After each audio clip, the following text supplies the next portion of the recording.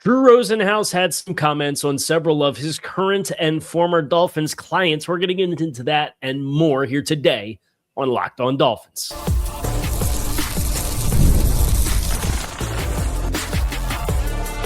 You are Locked On Dolphins, your daily Miami Dolphins podcast, part of the Locked On Podcast Network, your team every day.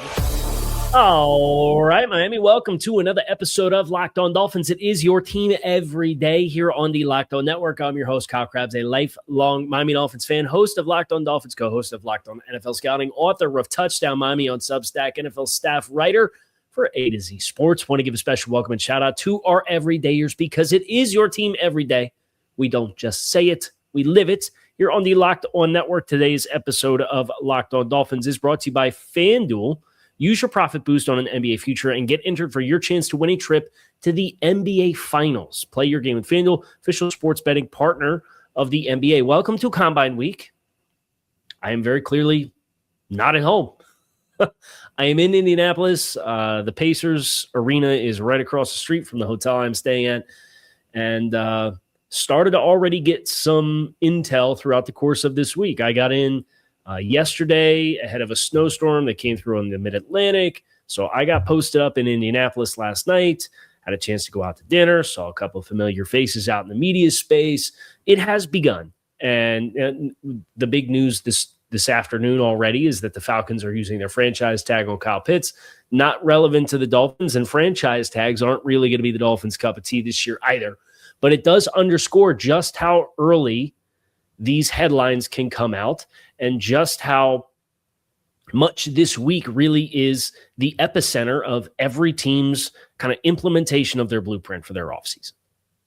So while we are going to hear from both Jeff Hafley and John Eric Sullivan tomorrow for formal press availabilities, both of those should be done before noon, we also heard from Drew Rosenhaus, courtesy of Josh Moser. And Josh Moser has his weekly interview with Drew Rosenhaus, and this was the one that he had was on Sunday night after last week's developments with Tyreek Hill, right? And then we heard later in the week, courtesy of Jordan Schultz, that the Dolphins are shopping Minkah Fitzpatrick and taking trade calls there, and teams are interested. And Cameron Wolfe from NFL Network also said the Dolphins are a lot of teams are eager to talk to the Dolphins and kind of figure out who's in play. And Minkah Fitzpatrick is a Drew Rosenhaus client, just like Tyreek Hill was a Drew Rosenhaus client. So Josh did a great job with the interview, kind of just going through the clientele list. And there were some comments that I want to touch on here on the show. Not necessarily with Tyreek. I think everybody knew what time it was there. But Drew talked about Minkah, and Drew talked about Zack Sieler. And I think there's some interesting storylines for those two guys that we can get into. So let's start with the Minkah Fitzpatrick stuff. I've got the quote up here from the interview that Josh Moser had with Drew Rosenhaus. There was a report that said the Dolphins are shopping Minkah. I was not the source of that report, and neither was Minkah. So right now, the only comment that I have is that Minkah himself is not going to the Dolphins and said he wants to be traded. If there were trade, that would be based on other factors, but we've not gone to the Dolphins and said he wants to play for a contender that he would want to leave, which is cool. I think that if indeed this is an opportunity for the Dolphins to shop but not be pigeonholed, I think that gives them flexibility, right? Because they still have several bigger money clientele that may not be a part of the future long-term, and that would include Minkah Fitzpatrick, but that could include Austin Jackson at tackle. You know, I mean, those guys are both north of $11.5 million in compensation for 2026. I certainly think Minkah has a higher trade value, even though he's the older player. But if you don't get a great trade value, you know, could you pivot off of Austin Jackson just as easily? And he's owed a $1 million roster bonus on March 13th. So you kind of have to have some kind of a decision by then, unless you're going to take yet another player that you would pay the salary to just to get him off the roster, which at some point the Dolphins need to stop paying players to go play for somebody else. I could very easily see a transition where, you know, maybe the trade market for Minkah is not where they want it to be, but, you know, they can move off of potentially Austin Jackson. They can move off of both, right? And I don't think they have to move off of either player, but I think you're at the point where you're trying to triangulate where are we at as a team? Where's this player at right now? Where's this player going? And then is there a value in which it could provide a better long-term value for the team, right? The needs of the many versus the needs of the few. And that's where I can envision Minkah Fitzpatrick having enough of a trade market where I kind of expect them to find somebody to be a taker there. But if they don't, and Minkah's cool with the idea of playing for the Dolphins, cool, because I'd love that Minkah fact. But frankly, my preferred outcome for the Dolphins would be that Minkah Fitzpatrick does play with the team and probably gets a 2-year contract extension, right? And has 3 years under contract and can kind of be a pillar of the secondary for this group that's coming in. But you're obviously weighing a lot of variables beyond just can Minkah Fitzpatrick still play. So it was interesting to kind of hear from Drew, and he was non-committal on what else is or is not happening with the Dolphins in conversations beyond that. But certainly did say, that this was not a product of us expressing discontent with the state of affairs with the Dolphins. And if a trade were to happen, it would be for other reasons. There were some context clues earlier in that interview, him talking about Tyreek Hill, saying the Dolphins told him and Tyreek that they're planning on getting older or getting younger. And that's a part of their offseason plan this year. And if they're planning on getting younger, and Minkah's a middle of his career type of player right now, you could probably read between the lines and feel like that would probably be a motivating factor if they get a draft pick that's worthwhile. So that's Minkah Fitzpatrick. Now we also have Zack Sieler, and then Daniel Jeremiah dropped his pre-combine top 50, which has some really interesting storylines for the Dolphins. And obviously they have 2 draft picks in the top 50. So anytime DJ talks, I tend to listen. Obviously, the time that he had in Baltimore and his connections to the league, he's typically very informed on what league consensus is on some players. And there's some differences for where DJ has some guys versus how we have them graded.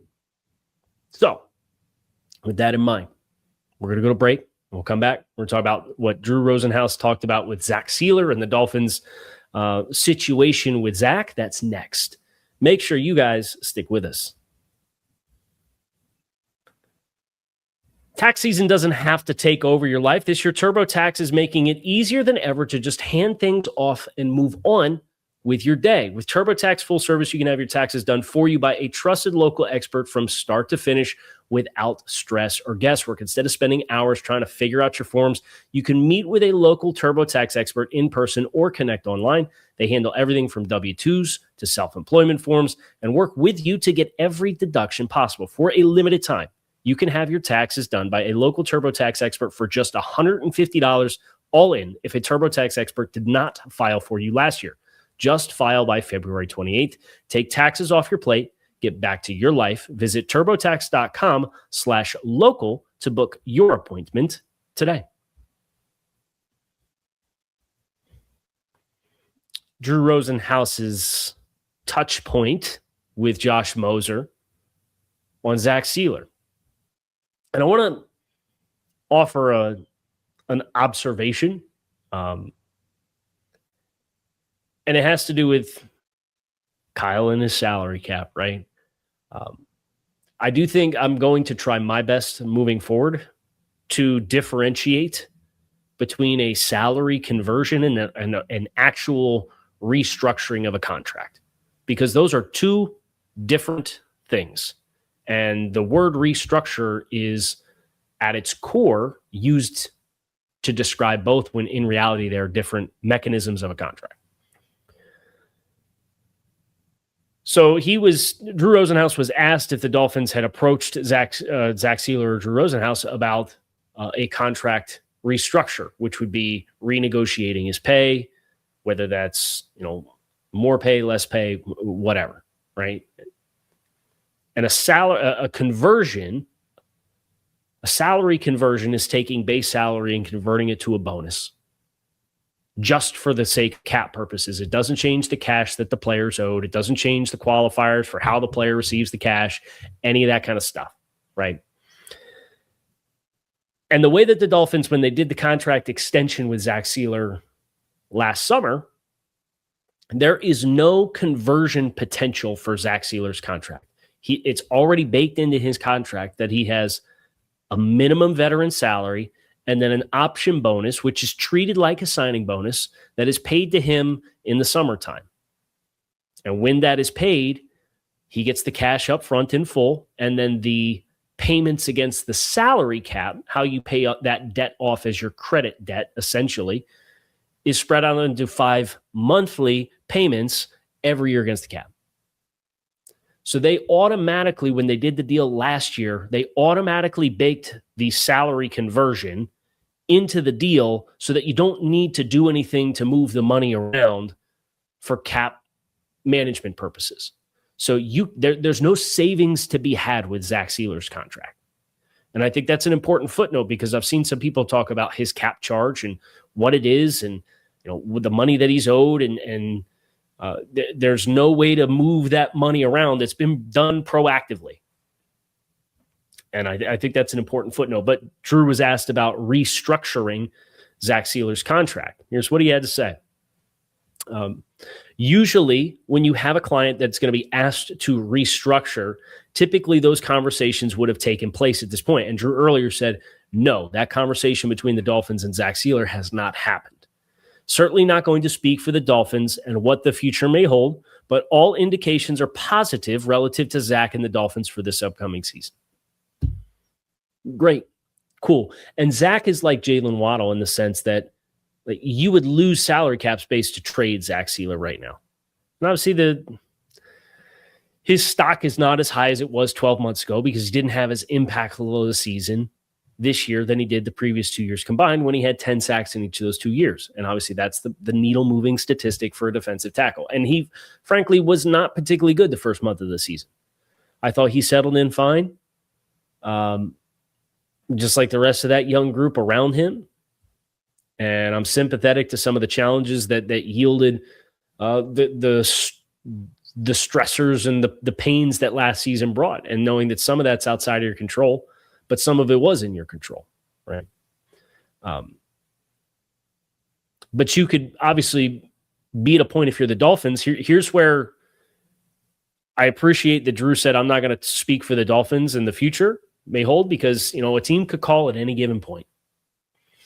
And I think the only timeline that you would have if you're the Dolphins right now, this offseason, for potentially entertaining moving Zack Sieler would be after June 1st, but before he is owed his option bonus, which is 14 and change or something like that. I'm pulling it up right now to be able to get the exact numbers and the exact date that it is owed. It's he's going to carry cap charge around $11 million this year in cap space. Again, there's no funny money to do with that. It is what it is. It's already bottomed out. It can't get any lower. 11.49. So Zach, according to SpotTrack, has a $14.19 million option bonus that is owed. And that's, again, spread out across 5 years worth. Yeah, it's the cap. He has no future monies that guarantee or anything like that. And then over the cap has the contract triggers for the date for when those things take place. Zack Sieler's option bonus is due August 31st. So between June 2nd and August 31st, the Dolphins could hypothetically trade Zack Sieler, not have to pay him the $14.9 million option bonus, and then split the cap charge between 2026 and 2027 so that you're not losing cap space to trade Zack Sieler, right? So I don't think anything imminent is happening, and I don't think with the stock being what it is, I don't really think that's something that's going to happen. But I just think from where the Dolphins are at from a cap health perspective and kind of juggling, offloading certain contracts, being in a position to do what needs to be done to bring some competition into the roster, being able to sign your rookie contracts, and then in the future offloading this debt, I think you have a pretty defined window for where something could or would happen with Zach. But Drew seems to feel pretty good based off of his comments with Josh Moser about kind of the current state of affairs, and that this is all all signs and our indications are positive relative to the Dolphins and Zach for this upcoming season, which is good. I think his veteran presence with the young guys and Austin Clark being there, I think the growth that those guys can have together, I think they are probably missing one piece long-term, and obviously Zach's long-term, the longevity that he plays with is a question. As a guy who is an older guy on the roster, the development of the young guys is going to go a long way in determining whether or not they need how many players they need for specific roles. But right now I look at what they have from a skill set standpoint, and I think that pass rush specialist on the interior pass rush specialist is probably the spot that I would say still needs to be found. And whether that's an undersized guy in this year's class like Grayson Holton from Oklahoma as we start to transition into the combine and draft prospects, or Zane Durant from Penn State, that's a couple of guys that I think are mid-round guys that have really likable kind of penetration skills. And we'll talk about draft prospects next, right? Because we're getting into Daniel Jeremiah, his latest top 50, and the updates there and some of the storylines around the players that are scheduled picks for the Dolphins. That's next here, Locked On Dolphins. Make sure you guys stick with us. If you've ever wanted a chance to go to the NBA Finals in person, you're in luck. FanDuel's giving you a chance to turn that dream into a reality with their NBA sweepstakes. Here's how it works. Use your profit boost on any NBA future, and you'll automatically be entered for a shot to win NBA Final trip for two, and that's flights, tickets, the whole nine. So if you're already looking at the board and you're trying to decide about which team you think can make a deep run, it is the perfect time to lock it in. The futures this time of year is great, whether you're picking a team that's making a championship run or grabbing a conference title. It adds that extra layer of excitement to every game down the stretch. And now not only can you pick cash, but it'll also send you to the NBA Finals. Visit FanDuel.com to get started. Use your profit boost on an NBA future and get entered for your chance to win a trip to the NBA Finals. FanDuel, play your game with the official sports betting partner of the NBA. Little different setup here. I actually kind of like it from if you're watching on YouTube. I got the camera over here, my laptop over here. I got a different mic stand. It feels very spacious. I got a lot of room to do things with my hands, which is nice because I am typically a very animated talker. And then I've got at my home office, I got the boom arm that kicks out into me, and it's a little tighter with desk. Camera's in a different place on my screen, so I can actually look and engage with you guys. I kind of like it. I might end up trying to steal some of this for my home setup. Anyway, you guys didn't come here to listen to me talk about Podcast 101 or YouTuber 101, right? Content creator. I'm in that content creator bucket. Daniel Jeremiah's top 50, 2026 NFL draft prospects. These came out right around lunchtime, about an hour ago. An hour and 20 minutes ago from as I'm sitting down recording this right now. No surprises at the top. Fernando Mendoza, Jeremiah Love, the running back from Notre Dame. He does have a new top edge rusher. It's David Bailey from Texas Tech. Arvell Reese down at number 4. I'll skip some to get down to kind of the ballpark where the Dolphins are picking. He has Caleb Downs at 9, which is surprising to me because I think Caleb is one of the more direct projection players in this year's class. I think the only real thing you can ding him on is I don't think he's a super, super explosive athlete, and he doesn't play a deluxe position in the NFL. But I would feel really good about Downs projecting almost anywhere. So that's what the Dolphins have to be aware of is, for me, he's going to be like a obvious no-brainer, best player available type of talent. What do you do if that player's on the board? Are you aspiring to trade down? And what do you do if he's there? Like, how do they covet him? I know how I feel about him, but my opinion, frankly, doesn't matter, right? Because I'm not writing the names on the card. I would not move away from Caleb Downs. I would stay and pick Caleb Downs because I think he could be a foundational pillar and a franchise cornerstone player. It's interesting to me that DJ, of all people, with as well-connected as he is, has Caleb Downs at number 9. Number 10 is Mekhi Lemon, who's a good player. Not for me as a top half of the first round kind of player, but that's, I think, all those wide receivers for me at this stage. And then the Penn State guard, Vega Ioane, at number 11. And this is a high guy for me. He's my top-rated offensive lineman in this class. And I thought that would be a hot take. But DJ has it the same way. He has Maui Noah at number 11 as the spot behind Ioane. So Ioane is an interior player. He plays offensive guard. Maui Noah is kind of assumed to be a top 5, top 8 draft choice. Either one of those guys are there. You're going to talk about building the team from the inside out and building the trenches. And, we want to run the ball, and we want to run the ball when we want to run the ball. These are the kind of cats, if you find them on the board, you're going to run the card in. And I certainly think those are guys you're not trading away from as well.